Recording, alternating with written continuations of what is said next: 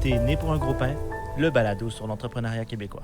Chaque épisode, nous recevons un nouvel invité provenant du tissu entrepreneurial québécois pour parler de son expérience d'affaires au Québec.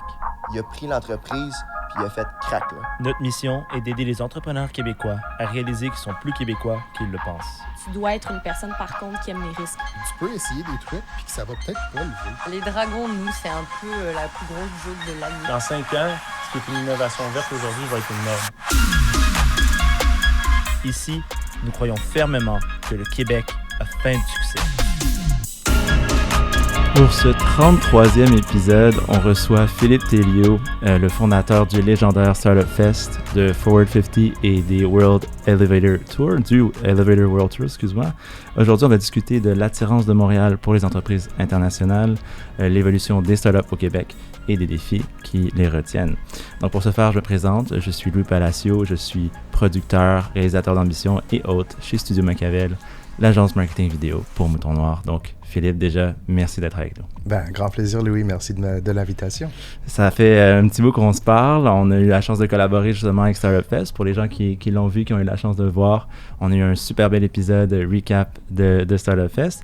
Mais est-ce que tu veux nous expliquer un petit peu... déjà, je vais commencer par une question brise-glace. On n'évitera pas celle-là. Quel type de pain es-tu, Philippe? Quel type de pain est-ce que je suis? Je pense que c'est sûr et certain que je suis un bagel montréalais. De où par contre? Ça, c'est important aussi.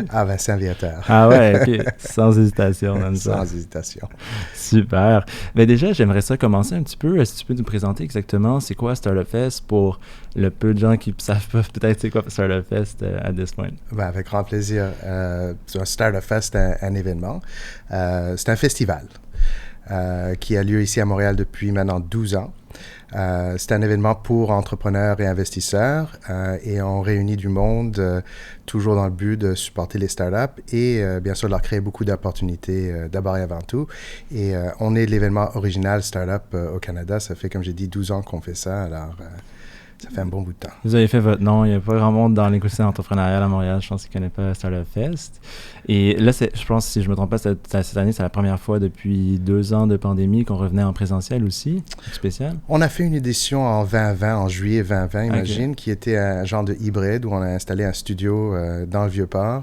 Et on avait le droit d'avoir à peu près une 50aine de personnes dans la salle à la fois. Alors, on a fait, rentrer 50 personnes et on a tourné ça à quelques heures. Mais c'était notre vrai premier événement présentiel depuis la pandémie, oui. OK, wow. Ben, je ne savais pas ça, mais c'est bon, vous avez innové en mode entrepreneur. Il faut. Voilà. Puis, est-ce que tu peux me parler, avant de rentrer aussi dans plusieurs autres projets, de la compagnie, de l'entrepreneur derrière Startup Fest? Donc, si tu veux me parler un peu de Philippe Thériault et tout ce qu'il a accompli jusqu'à maintenant. On a toujours un peu de difficulté à parler de soi-même, mais avec plaisir. Regarde, j'ai travaillé dans des entreprises, des startups à Montréal depuis les années 90, pour me donner un certain âge. Et à un certain moment, j'ai lancé ma propre boîte de consultation en marketing international, support aux entreprises québécoises, mais aussi au support aux entreprises à l'international, comment adopter des nouvelles technologies et les vendre. Et à un certain moment, on cherchait une idée de comment on allait se promouvoir. Et l'idée nous est arrivée de faire un événement. C'est pour faire la promotion de notre firme. La firme qui s'appelle Embrace, c'est ça? La firme qui s'appelle Embrace, exactement, qui existe toujours aujourd'hui. Et c'est vraiment la firme originale. Et dans ce but-là de se promouvoir, on s'est dit, si on réunit nos gros clients, qui étaient des grosses entreprises, avec des innovateurs, ça allait faire une touche un peu spéciale et nouveau. Et on s'est lancé là-dedans très innocemment, l'idée de rassembler une 50aine de personnes. Et dès le départ, la première édition, c'était 150 personnes et ça a eu une croissance d'à peu près 100 personnes à chaque fois qu'on faisait un événement. Dans le temps, ça ne s'appelait pas Startup Festival, ça s'appelait Startup Camp. Et c'était une soirée, ça commençait à 3h, ça finissait à 11h, tout simple, vraiment une réunion pour ramener le monde ensemble et du monde qui ne se connaissait pas parce que dans le temps, le monde des startups, c'était très éloigné du monde corporatif. Alors nous, on a fait un événement, ce qu'on disait, c'était des t-shirts et des suits. OK. Et qui était quand même, dans le temps, il y a 15 ans, c'était assez original. Maintenant, c'est assez mainstream. Ouais, c'est ça. On vous copie maintenant. Et depuis ce temps-là, on a lancé Startup Fest parce que ça a pris une vie en soi, ces événements-là. Et ça demandait de plus en plus de temps, mais aussi on voyait qu'il y avait un vrai appétit, un intérêt pour ce genre de réunion. Alors, assis un jour sur un lac au nord du Québec, ça m'est arrivé qu'on a un festival Juste pour rire international, on a un festival de jazz international, ça nous prenait un festival de start-up international à Montréal, et comme ça l'idée est née et on s'est lancé là-dedans très naïvement. Wow. Puis ça a grossi à ce que c'est. Félicitations. C'est rendu un excellent événement, un très bel événement. Merci. Pour y être, avoir eu la chance d'y être. Et c'est pas non plus, j'imagine que tu dois être bien occupé avec Startup Fest, mais ça t'a pas arrêté non plus de créer d'autres projets et de lancer dans d'autres aventures en parallèle aussi, là. Une fois qu'on a commencé à créer des événements, on a tout à coup une machine de production, et des événements, c'est très up and down, c'est un cycle. Et spécialement quand on fait un événement par année, ça crée des creux de temps, mais si on veut bâtir une équipe et garder une équipe solide pour la durée de l'année, ça nous a comme forcé à imaginer qu'est-ce qu'on allait faire autre. Alors, on a commencé d'autres événements dans les autres saisons. Alors, en novembre, on fait un événement maintenant qui s'appelle Forward 50, qui est le plus gros événement pour tout ce qui est la numérisation et la transformation numérique au gouvernement. C'est un événement qui a lieu à Ottawa. C'est quelques milliers de personnes. L'audience, c'est pas des startups, c'est le gouvernement, mais qui ont un intérêt d'innover et qui cherchent l'innovation et comment se faire éduquer sur comment innover. Des gouvernements de différents endroits de la planète qui viennent puis se rassemblent pour écouter. Puis... C'est un événement international, primairement du gouvernement du Canada, mais des gouvernements, des villes, des provinces, des innovateurs en chef de tous les États, des États-Unis, de l'Europe. Oui. OK. Puis c'est quoi, ça a été quoi la révélation? C'était sur le bord du chalet aussi, bord du lac au chalet, ou ça a été quoi la révélation? Non, c'était un peu plus de nouveau. C'est une opportunité qui nous est arrivée. Il y avait un événement à Ottawa qui s'appelait G-Tech, qui était une grosse foire commerciale. Mais nous, on ne fait pas des foires commerciales. Je suis venu au Startup Fest. C'est plutôt des rencontres et des échanges et des connexions humaines. Ouais. Et G-Tech a fait faillite. Et alors, ça a créé vraiment un trou à Ottawa. Et le CIO du Canada, dans le temps, a envoyé un tweet très innocemment sur l'Internet en disant ça nous prend une relève. Qui veut prendre la relève de faire un événement à Ottawa pour tout ce qui est tech au gouvernement? Et on a vu ça et on s'est lancé là-dedans très rapidement. Wow, OK. Vous avez vraiment pris la balle au bon, là. Vous n'avez pas niaisé là-dessus. Ouais. Et un autre projet super intéressant dont j'aimerais qu'on parle un petit peu, c'est le Elevator World Tour. C'est quoi ça exactement? Le Elevator World Tour, d'abord, c'est un événement où on fait des pitchs, des elevator pitch, comme on les appelle en anglais, dans des ascenseurs physiques. Pas n'importe quel ascenseur, parce qu'on est le Startup Fest, on veut toujours être spectaculaire. Alors, c'est vraiment les ascenseurs les plus spectaculaires dans les villes où on se trouve. Le format est assez simple. C'est 100 entrepreneurs qui vont dans l'ascenseur, qui font leur pitch une à la fois. Et c'est un concours avec un prix de 100 000 $. À la fin de la nuit, on annonce un gagnant. Et l'idée de cet événement nous est arrivée comme avec Startup Fest, où je cherchais une manière de promouvoir Embrace. On a créé un événement pour promouvoir notre firme. Elevator World Tour, l'idée est née parce qu'on voulait se faire la promotion du Startup Fest à l'international et de faire venir plus de délégations internationales à Montréal. Alors, on a créé un événement comme activité marketing pour le Startup Fest. Wow. Puis pour donner une idée des ascenseurs connus, on ne parle pas de n'importe quoi, là, on parle de Tour Eiffel. On refuse de faire les ascenseurs secondaires dans les villes. Alors, au Canada, c'est la Tour CN. Alors, le premier événement, on a fait la Tour CN. Après ça, on a fait la Tour Azrieli à Tel Aviv, qui est la plus grande tour à Tel Aviv. On a fait le ICC à Hong Kong. Okay. Qui est un immeuble énorme, 2 fois plus grand que tous les immeubles à Hong Kong qui sont déjà énormes. Et finalement, on a fait la Tour Eiffel à Paris, où on a même brisé l'ascenseur. OK, voilà. L'ascenseur n'était pas fait pour monter et descendre à un rythme aussi rapide qu'on le faisait. Parce que, les portes ouvraient, quelqu'un rentrait, les portes fermées, ça montait, ça descendait. C'était un ascenseur à poulie, un ancien ascenseur à poulie. Okay. Et habituellement, l'ascenseur, ça prend un certain nombre de minutes pour que 50 personnes rentrent et sortent. Et là, ça a surchauffé, ça a arrêté au milieu d'un pitch. Oh non. Il fallait qu'on change d'ascenseur. Au moins, la Tour Eiffel en a 4. Wow, au moins. Le gars qui a eu l'ascenseur arrêté, il a peut-être eu un petit peu plus de temps pour son pitch. Il a gagné, imagine. Il a gagné en plus. Il a gagné en plus. C'est là, je testais ça un peu. Nice. Puis est-ce que Montréal, vous allez en avoir peut-être au Stade olympique avec le retour, le nouveau funiculaire, le nouveau accès Montréal n'a pas une tour comme d'autres villes l'ont. Pas aussi haute. Oui, le Stade olympique a un bras. Je pense pas que c'est le monument. C'est pour nous quand on fait un événement dans une ville comme Paris, l'intention c'est de vraiment prendre l'élément, l'icône culturelle du lieu physique et amener du business là-dedans. Même la tour CN. Mais Montréal n'a pas vraiment de tour comme ça. Je pense qu'un jour, si on veut vraiment faire ça à Montréal, il faut qu'on monte une tour et qu'on l'attache peut-être à un immeuble quelque part, qu'on fasse quelque chose spectaculaire, extérieur, je sais pas. Ok, un appel aux promoteurs de la ville qui auraient des idées. Super. Ben, on a pas mal couvert ce qui était comment tu gagnes ton pain. Donc, on aimerait rentrer peut-être un petit peu plus dans la deuxième section, l'argent du beurre essentiellement. Donc, on veut savoir où est l'argent du beurre.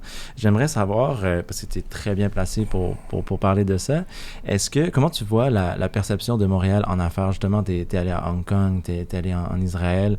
Comment tu vois, ou comment tu as vu l'évolution? Peut-être que ça a changé entre aujourd'hui et avant. Ben, regarde, Montréal, c'est une de ces villes cosmopolitaines, internationales, reconnues. Tout le monde reconnaît le nom Montréal. Même les grandes marques de fashion vont avoir assez souvent les noms de villes, Tokyo, Milan, et Montréal se retrouve assez souvent dans ce genre de bannière. Alors, je pense que Montréal est perçu comme étant une ville hyper cosmopolitaine à l'international. Nous, quand on invite des conférenciers au Starfest, on ne paie pas nos conférenciers. Mais on leur explique que l'événement est à Montréal et c'est une attraction. Tous ceux qui ne sont jamais venus à Montréal, ils se disent toujours, ah oui, c'est l'occasion de venir à Montréal. Et pour ceux qui sont déjà venus, c'est une opportunité de revenir. Montréal est bien perçu, je pense, mais un peu méconnu. Il y a un peu d'historique dans le nom, parce que quand même, Montréal... on a eu beaucoup de bases dans les années 60, 70 et autres, et je pense que ça continue même aujourd'hui. OK, wow. Puis ça va juste dans le positif, et plus tu voyages, plus tu le vois arriver, plus ça continue. Oui, je pense qu'il y a, de nouveau, il y a peu d'inconnus. On voit le Montréal comme... mouton noir, comme tu dis, parce que, on sait qu'il y a des questions de langue, de politique, alors on ne sait pas exactement ce qui se passe, et on sait qu'ils sont un peu différents que les autres dans l'Amérique du Nord, mais il y a une mystique autour de ça qui est non négligeable aussi. Ça peut jouer à leur avantage, justement. Je pense que c'est un avantage. Pour ceux qui ne connaissent pas, ils ont envie de le connaître. Ouais, ok, c'est intéressant. Puis je pense justement dans les entrevues qu'on a couvertes en étant à Startup Fest, on avait plusieurs réponses qui nous disaient justement ça peut mettre un avantage d'avoir le marché bilingue aussi pour tester des produits, pour lancer aussi. Il y a beaucoup de gens qui nous disaient ça. J'étais surpris quand même d'apprendre ça aussi, qu'ils voient ça comme un avantage. Et on y reviendra un petit peu plus tard aussi là-dessus. Mais sinon, comment attirer les entreprises aussi internationales à Montréal? C'est quoi notre sales pitch là, quand on va à l'extérieur pour leur... Parce que ça aide beaucoup l'économie. Le sales pitch, typiquement, tourne autour du talent que nous créons dans nos universités. Le multiculturalisme et le multilinguisme de Montréal, bien sûr, qui aide. Pour tous ceux qui sont européens, c'est sûr que tout ce qui est la francophonie à l'international voit Montréal comme un pont vers le gros marché américain, sans nécessairement être aux États-Unis. Il y a une mode de vie, un standard de vie, une qualité de vie. Nos musées, c'est une ville formidable pour vivre. Et je pense que ça aussi, c'est une attraction. Mais c'est sûr qu'il y a certains issues qu'il faut qu'on adresse également. Qu'on adresse, exact. Et selon toi, mettons par exemple, est-ce que ce sont vraiment des freins sérieux? Comme ici, il y a la barrière linguistique. Est-ce qu'on peut work around it, trouver le meilleur des deux mondes? Comment tu vois ça un petit peu par rapport à ça? Ben, importer des entrepreneurs de l'international, il y a des questions. D'abord, est-ce qu'ils veulent venir? Est-ce qu'ils ont peur de venir? Est-ce qu'ils ont des inquiétudes pour ce qui est le linguisme, s'ils ne sont pas francophones? Mais après ça, il y a le côté immigration. Et ça, ça n'a rien à voir avec l'entrepreneuriat. Maintenant, c'est une question d'immigration. Et ce n'est pas nécessairement facile. C'est clair que les nouvelles lois qu'on met en place ici au Québec demandent à ce que les personnes qui vont venir vivre au Québec parlent le français même avant de venir au Québec.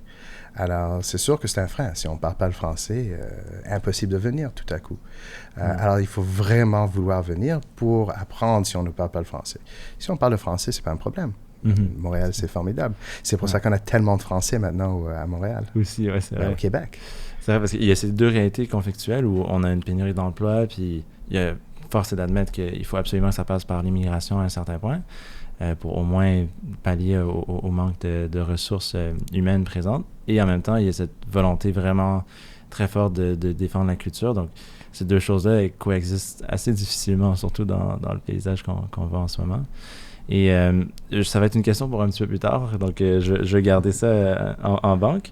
Mais plus pour revenir à l'aspect des affaires plutôt au Québec ou quoi que ce soit. C'est quoi sinon le pitch inverse pour une entreprise montréalaise qui voudrait aller s'installer à l'extérieur? C'est quoi les avantages, les différents endroits, peut-être que à force de voyager et de voir et avoir accompagné des entreprises aussi, j'imagine, dans d'autres pays?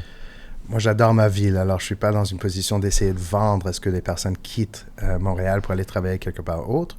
Mais je pense que ceux qui décident de quitter pour aller travailler, c'est assez souvent, dans le monde des startups pour moi, c'est qu'ils reçoivent de l'investissement sérieux de quelque part de l'extérieur de Montréal et l'investisseur demande que cette entreprise déménage. Maintenant, c'est une pensée un peu pré-pandémique. C'est moins pertinent aujourd'hui parce que je pense que les investisseurs, tout le monde réalise que le monde est beaucoup plus distribué qu'on l'aurait imaginé.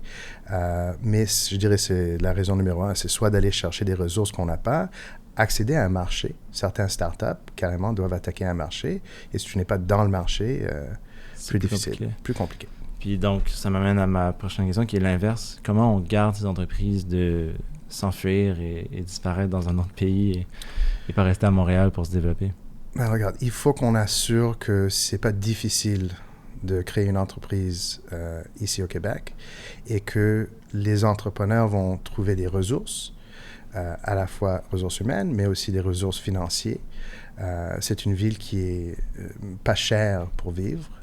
Alors, ce n'est pas un problème à ce niveau-là, mais si on ne peut pas trouver des ressources, il faut soit qu'on les cherche à l'extérieur pour travailler virtuellement ou qu'on aille à l'extérieur pour les trouver.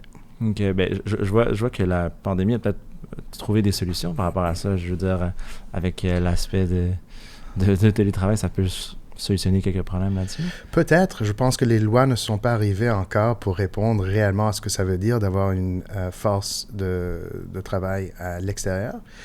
Qu'est-ce qu'on va imposer sur les entreprises, les startups ici locales qui embauchent tous leurs employés à l'international?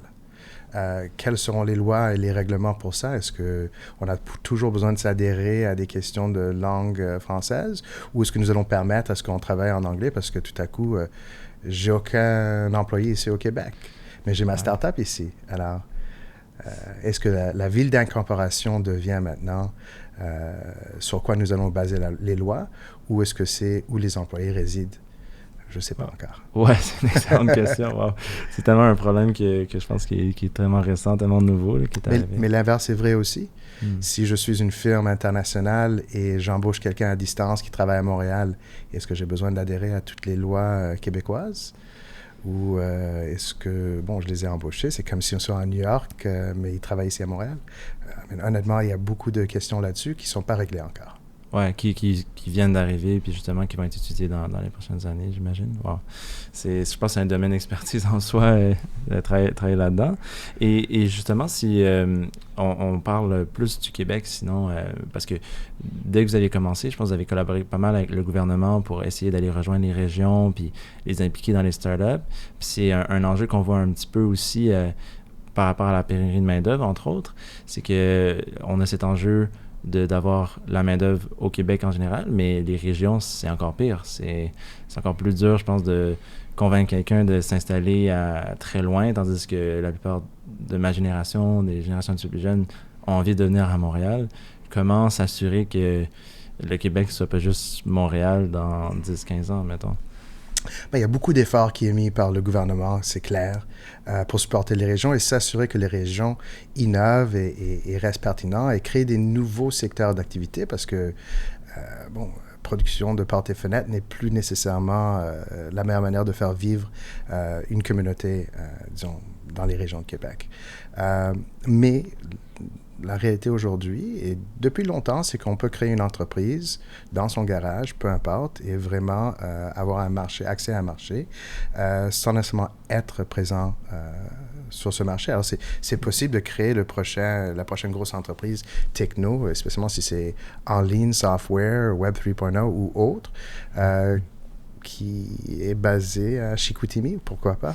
C'est vrai, puis on voit des hubs aussi qui apparaissent souvent en lien avec la technologie. Je pense que c'est un pari que les gouvernements ont fait ou les autorités locales ont fait.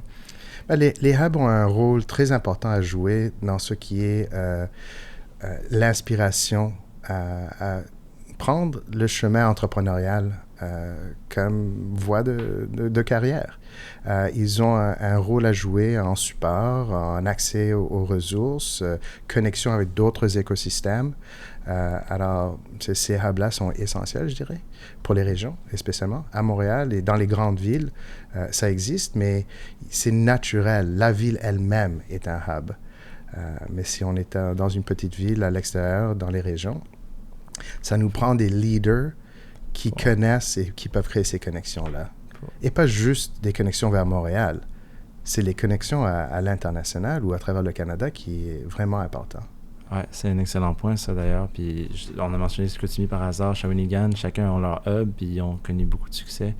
Puis ils fonctionnent très bien, donc c'est proof is in the pudding, right?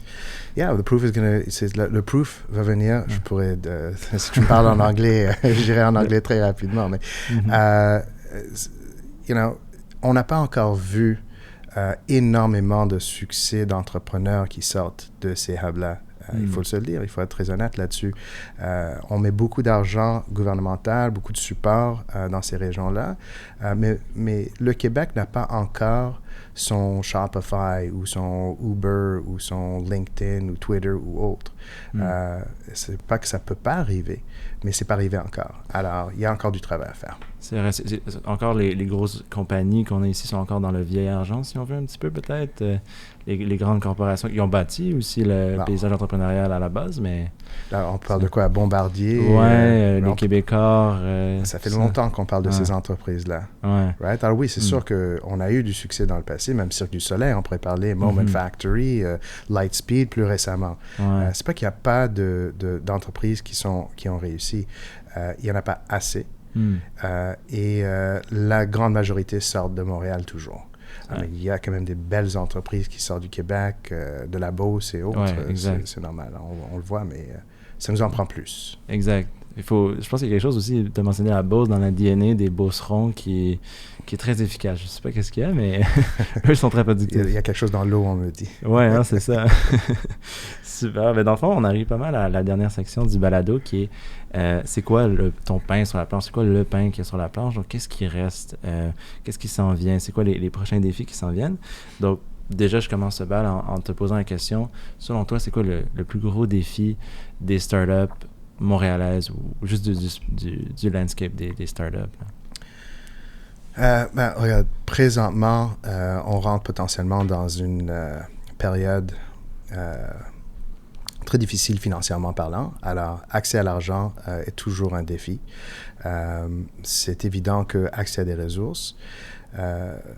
Selon toi, on s'en va vraiment vers une récession quand même assez sévère, juste une correction économique? Ou... Je ne suis pas un économiste, mais on sent qu'il y a un ralentissement au niveau du financement. Les startups sont à la recherche d'argent loin avant qu'ils en ont besoin. C'est une indication qu'eux, ils sentent qu'ils vont avoir un problème dans 6-9 mois. Alors, ils commencent à prendre la balle aujourd'hui. Alors oui, je pense que c'est évident. Pour des compagnies québécoises, c'est sûr qu'on a des challenges à attirer le meilleur des meilleurs ici pour venir travailler ou trouver des manières de travailler avec eux à distance. C'est clair qu'on a ces challenges à surmonter encore. Oui, en plus. Et justement aussi, il y a une fraction aussi de cet aspect-là de pénurie de main-d'œuvre ou autre, ou de conséquences plutôt de la pandémie, c'est l'événementiel dans lequel tu es. J'imagine que tu as eu ton lot de défis aussi avec la reprise en 2020, je ne veux même pas imaginer, mais même cette année. Comment tu vois ça, particulièrement dans l'événementiel, pour la reprise, là, pour les défis? Les événements dans le passé avaient une,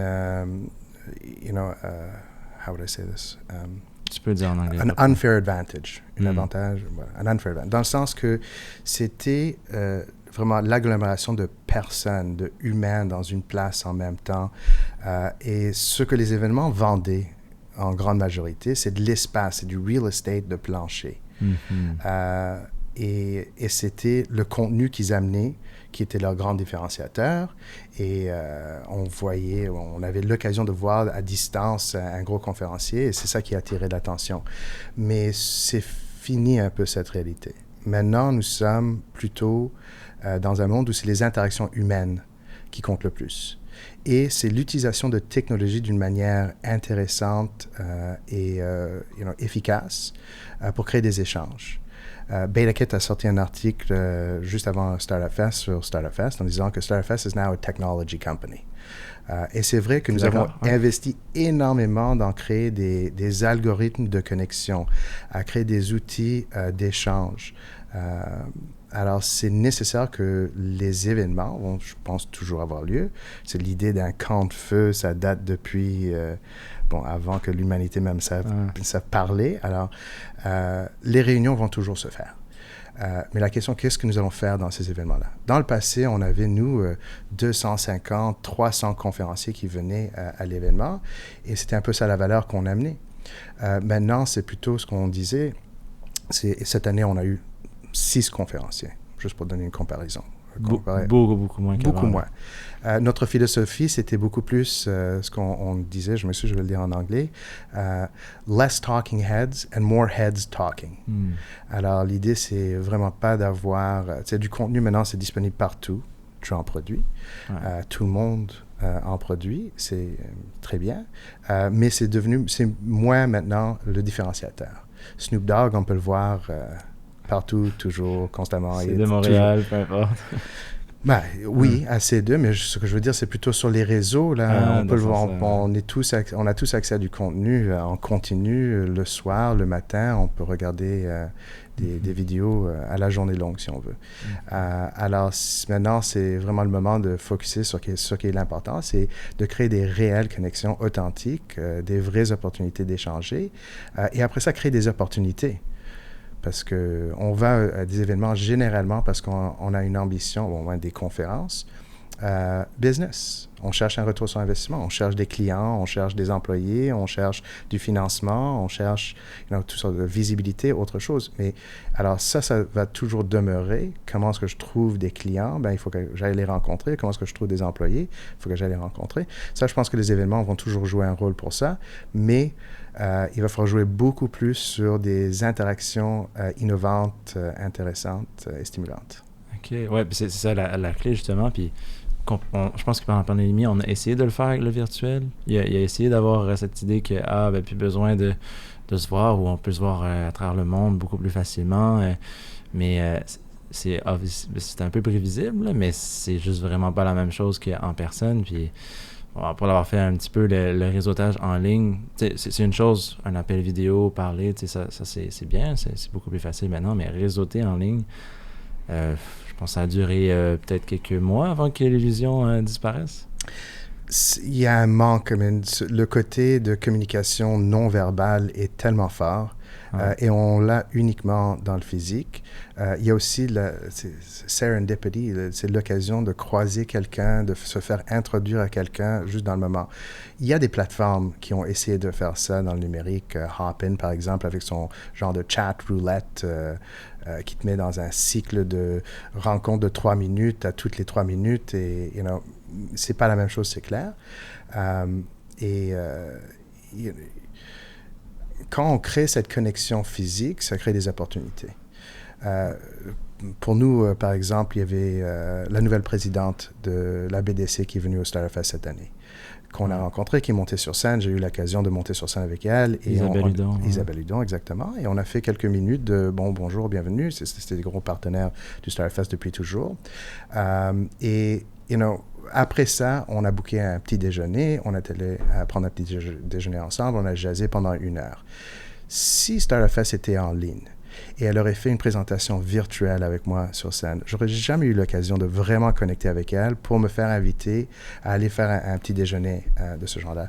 Ça se fait uniquement dans le physique où on a vraiment l'occasion de se connaître et de voir l'authenticité de la personne devant nous. Oui, absolument. Puis on l'a vu, c'est ça. Maintenant, je pense que c'est de plus en plus clair que c'est ça. Puis, donc, c'est vraiment ça la clé de l'événementiel, finalement. C'est vraiment les connexions. Ça l'a toujours été. C'est qu'on a créé des prétextes économiques comme des show floor, des trade shows, des trucs du genre.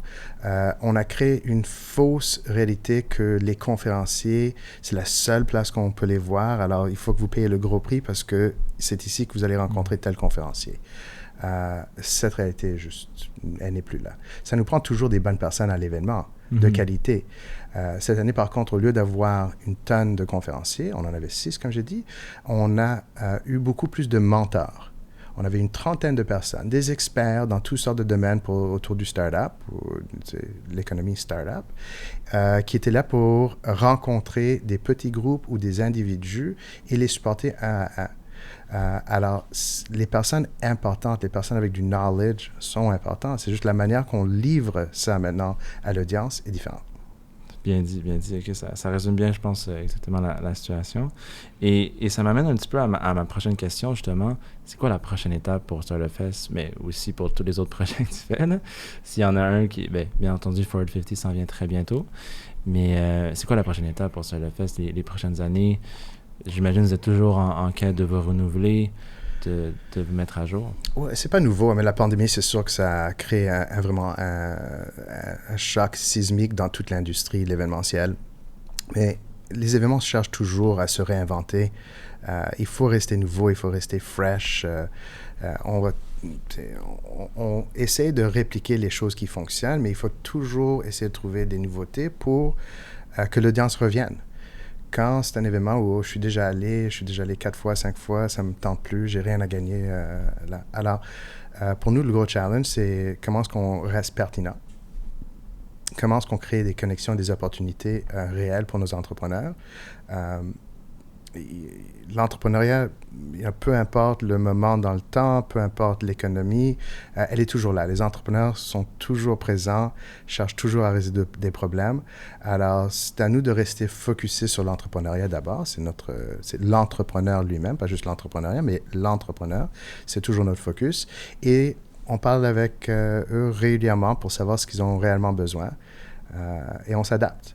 Là, je sens une nécessité d'aller les rencontrer où ils sont.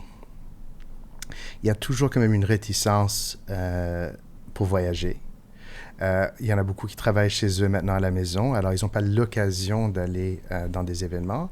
Alors, on verra peut-être, on ira dans les communautés dans les mois à venir pour rencontrer du monde et voir comment réellement on apporte du nouveau et des opportunités pour ces entrepreneurs-là. Bien sûr, ça nous intéresse toujours de ramener toujours tout le monde à Montréal parce qu'on adore notre ville, on adore Starfest, mais... Puis tu as mentionné communauté spécifiquement aussi. Par communauté, parce que vous avez aussi rejoint de nouvelles communautés à travers cette année Starfest aussi qui sont... je pense que le terme le plus fréquent, ce serait marginalisé. Est-ce que ça fait partie aussi de votre focus, par exemple? Oui, pour nous, l'entrepreneuriat peut venir de n'importe où, n'importe quand. Et c'est important pour le développement économique de notre pays, de notre province, de notre ville, de vraiment offrir cette opportunité à tout le monde. Et c'est simplement une question de égaliser et de rendre accessible l'entrepreneuriat. Et c'est pas évident pour certains qui ne le connaissent pas, qui n'ont pas des parents là-dedans, qui sont dans des communautés où tout le monde travaille pour une usine. Ils n'ont pas un instinct, disons, de rentrer là-dedans. Alors, des fois, ça peut être des communautés marginalisées, ça peut être des personnes qui ont moins d'opportunités. On le sait toujours, les femmes reçoivent moins de financement de loin que les hommes. Les entrepreneurs noirs, même chose. Oui, c'est essentiel de créer ces opportunités parce que l'innovation, la créativité n'est pas unique à juste des hommes blancs. Oui, puis elle se retrouve souvent dans justement la diversité, ou même au contraire, c'est souvent là où on ne s'y attend pas, ou faut pas on peut pas vraiment savoir où elle est, faut être à l'écoute, faut être ouvert, puis c'est comme ça qu'on la trouve, je pense.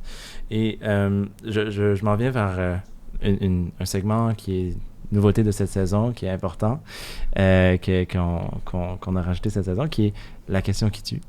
On en a parlé un petit peu plus tôt, mais l'idée, je pense que la première fois qu'on s'était jasé, tu avais amené une bonne réflexion, ce qui a mené à ma question. On a un petit peu ce choix à faire entre la culture et l'économie, en tout cas au Québec en ce moment, et j'imagine que souvent ces deux idées-là peuvent être contradictoires. Selon toi, c'est quoi le meilleur choix ou comment faire le meilleur choix si tu veux pas trop te tremper? D'abord, est-ce que c'est une question que tu poses à tous tes... La question qui tue, oui, elle change à chaque fois. OK, tu poses la question quand même à quelqu'un qui est anglophone, d'abord en premier, I guess, mais je suis montréalais, j'éduque mes enfants en français. Ce n'est plus... Je pense que post-pandémie, on n'a plus besoin de faire ce choix entre culture et économie. Il y avait un moment où c'était une décision. Et en réalité, c'est les gouvernements qui vont choisir et c'est à nous d'élire les gouvernements qui vont mettre en place les politiques que nous, comme société, on recherche. Présentement, nous sommes en train de mettre beaucoup d'emphase sur la culture et la protection linguistique. Mais ce n'est pas vraiment un choix pour les entrepreneurs, les startups. Eux, en réalité, la ville et la culture, c'est quelque chose qu'on vit. Et le travail maintenant et l'économie, c'est quelque chose qu'on peut faire à distance. Alors, on a, dans le temps, je dirais, avant la pandémie, il fallait vraiment faire un choix comme société. Est-ce qu'on veut être économiquement fort et mettre de côté disons, les irritants, les freins au développement économique? Il faut se le dire, s'il faut parler le français comme start-up ici à Montréal ou au Québec, c'est plus difficile d'attirer quelqu'un de Calgary, Toronto ou autre de venir s'installer ici s'il ne parle pas la langue. Alors, c'est un choix à ce niveau-là. Mais maintenant, on peut choisir de vivre et avoir accès à la culture francophone, québécoise et toute cette richesse-là. Mais notre travail se fait beaucoup sur Slack ces jours-ci. Alors, on peut avoir un développement économique en même temps que nous avons notre culture. Il faut dire qu'il y a certaines villes dans le passé qui ont dû faire ce choix-là, comme l'Irlande, des pays, je dirais, maintenant c'est des régions, qui ont perdu leur langue. Il y en a certains qui le parlent, mais ce n'est pas courant, ce n'est pas la langue de business. La langue de business, c'est l'anglais. Et c'est un choix qu'ils ont fait pour développer leur économie. C'est sûr qu'ils ont mis en place plein d'autres politiques de taxes et autres qui ont attiré beaucoup de grandes entreprises. Mais aujourd'hui, notre gros challenge, c'est, si on continue à insister à protéger certains éléments, il y a des entreprises qui ne vont jamais rentrer, des Whole Foods et des autres qui décident de ne pas rentrer. C'est trop difficile de s'adhérer à tous ces règlements qu'on met en place. Donc, mais ce que j'entends aussi, c'est qu'il y aurait peut-être moyen d'avoir cette culture, mais aussi relaxation peut-être un peu des règles au niveau des affaires, peut-être aussi. Peut-être qu'on mélange les deux, ils pourraient être un petit peu plus séparés. Ou... Oui, la culture montréalaise, québécoise est forte. Mm-hmm. Moi, personnellement, j'ai pas peur qu'on perde cette culture québécoise et qu'on reste distinct. Je pense que d'autres pays et d'autres villes le font très bien. Je pense pas que la France, l'Allemagne ou autres croient qu'ils vont perdre leur identité. Et moi, je pense qu'elle est tellement forte, l'identité québécoise, qu'on ne va pas la perdre. La question, c'est est-ce qu'on se sent obligé aujourd'hui de protéger comme on le fait? Le gouvernement a décidé oui. Les lois 96 dit c'est un gros problème. Toutes les statistiques qui nous sortent, c'est que le français est en déclin à Montréal. La question que j'aurais pour nos gouvernements, c'est est-ce qu'on a besoin de protéger Montréal de la même manière qu'on protège le restant du Québec? Et je me fais dire toujours que nous n'allons pas avoir des politiques différentes basées sur des codes postales. Mais pourquoi pas? Pourquoi ne pas avoir, au moins pour certains stades, pour une certaine période de temps, pourquoi est-ce que les startups n'auraient pas l'occasion d'embaucher du monde, les faire venir vivre l'expérience montréalaise, leur donner une période de temps pour adhérer aux critères linguistiques, pour par après décider d'apprendre la langue. Là, aujourd'hui, on dit non, il faut que tu apprennes le français avant de venir. Alors, c'est un choix qui est fait par ceux qu'on élu. Ah, mais c'est intéressant, le perspective de code postal. Ça pourrait même mener à des comparaisons. On pourrait voir entre différents codes postales, chacun leur approche, voir un petit peu qu'est-ce qui fonctionne le mieux. Regarde, on est la métropole, on génère beaucoup d'argent pour toute la province ici à Montréal.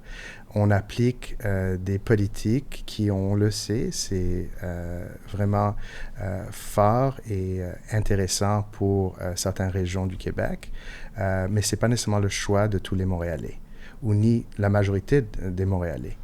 Bon, le système que nous avons fait en sorte que c'est tout le Québec qui décide pour tout le Québec.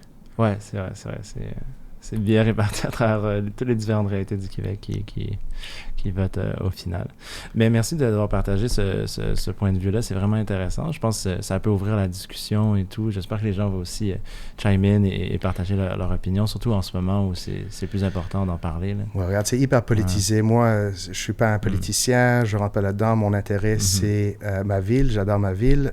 Mon intérêt, c'est l'entrepreneuriat, créer de la richesse ici. Il ne faut pas avoir peur de cette richesse-là. Il faut vraiment le vouloir, être ambitieux. Je pense qu'il y a quelque part sur tes murs où c'est marqué de rechercher l'ambition. Alors, mon intérêt, c'est de créer un environnement où c'est facile de vivre, c'est plaisant de vivre et on peut se permettre de bien vivre. Et moi, je mettrais en place des politiques pour supporter ça d'abord et avant tout. Absolument. Puis ça m'amène naturellement un peu à ma prochaine question. Une des dernières questions de l'épisode, c'est est-ce que le Québec, selon toi, est né pour un gros pain? Je pense que oui, c'est clair. On est fort. Regarde-nous aller. On est Montréal, Québec, on est hyper résilient. On a vécu toutes sortes de changements et de mouvements et de bouleversements qui datent, quand le Canada a été créé, si on veut. Alors oui, je pense qu'on est non seulement né, mais on l'a, le gros pain, dans beaucoup de mesures. Ce qu'il faut s'assurer, c'est qu'on garde cette résilience et cette adaptation constante. Le monde est en train de changer d'une manière radicale. À tous les niveaux. On ne peut plus consommer comme on consomme. Le climat va devenir de plus en plus important. La technologie, l'intelligence artificielle, vivre dans le virtuel, tout ça, ça va changer le monde en entier. Et j'ai confiance que nous avons la capacité et l'ambition de rester toujours à la fine pointe, avoir toujours notre touche, disons, distincte. Oh, bien dit, j'aime ça. Ben, je pense que ça résume bien pourquoi le Québec est né pour un gros pain. Et ma dernière petite question, ça serait pour les gens un petit peu qui écoutent, est-ce que tu aurais des recommandations de TED Talk, de livres, d'éléments qui t'ont marqué? Je dois avouer que je ne suis pas un grand lecteur de livres business. Et je sais que la question n'est pas souvent uniquement business. J'ai la chance de rencontrer beaucoup de conférenciers, d'avoir beaucoup de discussions autour de repas, autour de drinks. Alors, je me sens nourri, hyper nourri. Pour ceux qui ont des startups, je dirais, il y a quand même un livre. Je vais faire un plug pour des écrivains montréalais et mon partenaire, Alistair Kroll et Ben Yaskovitz, qui ont écrit un livre qui s'appelle Lean Analytics, traduit dans, je pense, 18 langues ou plus. Et c'est un livre qui focus réellement sur c'est quoi les métriques qu'une startup doit trouver, identifier comme leurs métriques gagnantes et comment focuser sur ces métriques-là et bien sûr réussir leur business. Alors, Lean Analytics, ce serait ma suggestion. La recommandation, OK. On va s'assurer de l'avoir dans la description pour ceux qui sont intéressés pour regarder ça. Bien, j'aimerais te remercier de t'être joint à nous. C'est vraiment bien apprécié. Puis, j'espère que l'expérience a été aussi positive pour toi. Oui, c'est un grand plaisir. Je suis très content qu'on s'est rencontrés. Tu as apparu au Startup Fest sans le savoir. Et exact. Maintenant, on a une bonne amitié. Exact, ça a bien tombé. Merci encore. Pour un autre épisode du balado Né pour un gros pain. Comme vous le savez, cet épisode est enregistré au studio Machiavel. Si tu n'as pas peur de déranger ou de défier le statu quo, visite machiavel.com pour voir comment, à travers le marketing vidéo, on peut t'aider à réaliser tes ambitions. Pour nous, on se revoit au prochain épisode. Au revoir.